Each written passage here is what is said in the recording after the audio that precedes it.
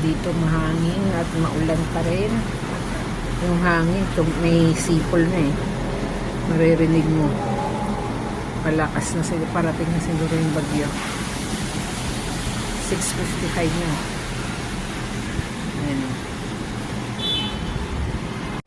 Ayan, pikita nyo yung ulan. Dire-diretso. Ganyan lang yung ulan namin eh. Dire-diretso.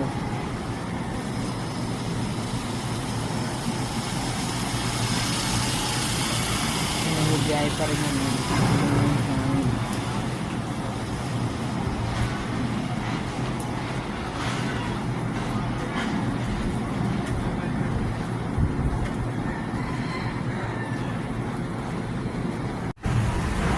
Naririnig mo yun, ang lakas na ng hangin.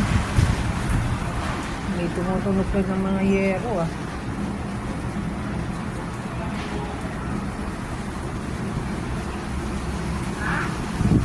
Kaya pag wala kayong lakad, umuwi na kayo.